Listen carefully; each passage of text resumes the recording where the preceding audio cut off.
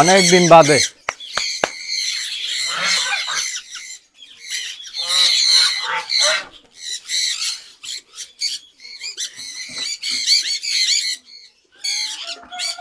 দুইটা থাকলে এক হচ্ছে না, আর কিছু আছে বিক্ষিপ্ত ভাবে ঘুরতেছে। এগুলো হচ্ছে পরে সেট করা বাচ্চাগুলো হয়তো।